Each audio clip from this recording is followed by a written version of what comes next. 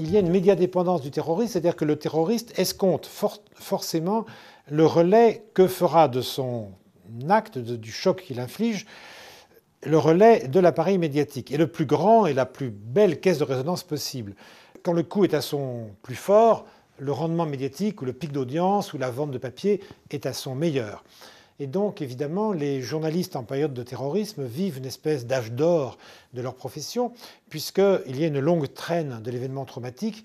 On ne va pas en parler un jour, on en parle encore, on en reparlera dans un mois. C'est-à-dire que l'événement va essaimer, va se prolonger de mille façons. L'onde de choc est loin d'être terminée. Et pour les médias, c'est donc, pardonnez-moi l'expression, mais c'est une aubaine, évidemment. On ne peut pas... donc il y a médiadépendance du terroriste et il y a que les médias trouvent un effet d'aubaine dans les actes terroristes. Donc il y a une complémentarité sans doute pernicieuse, toxique, mais fatale entre dans cet enchevêtrement de l'acte terroriste et de sa couverture médiatique. Donc la question de la déontologie journalistique est là vraiment affronté à l'événement. Le journaliste va-t-il relayer? Il faut qu'il relaie. Mais va-t-il relayer en amplifiant le choc et à coup de sensations seules? Ou bien va-t-il proposer, sinon une catharsis, du moins un langage de surplomb ou de distance, de prise de distance? Parce que terreur veut dire étymologiquement qu'on n'a aucun recul. Terreur veut dire qu'on a la face collée à terre. L'homme terrifié, terrorisé, n'a plus de langage, plus de mobilité, plus de capacité critique ou de distance critique et de monde propre personnel. Il est envahi, transi, traversé. Alors, certes, les balles traversent les corps, mais les messages, eux, sont reçus et traités par des sujets d'information qui doivent rester critiques, c'est-à-dire qui ne doivent pas prendre ces messages comme des projectiles, mais qui doivent les élaborer en les recevant.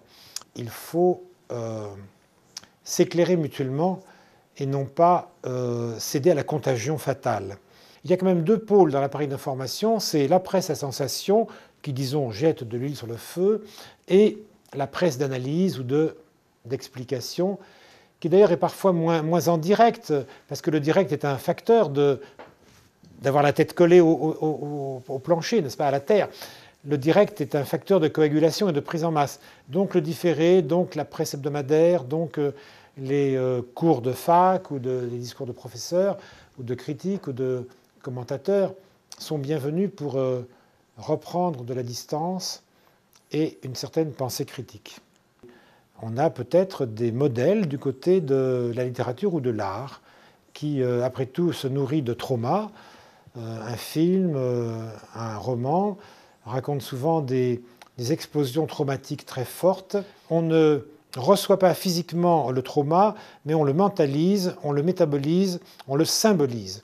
Et dans cette métabolisation par symbole, il y a ce qu'on appelle la catharsis, c'est-à-dire que l'esprit humain, sinon comprend, du moins dilue et articule en lui ce qui aurait pu le tuer. Et donc il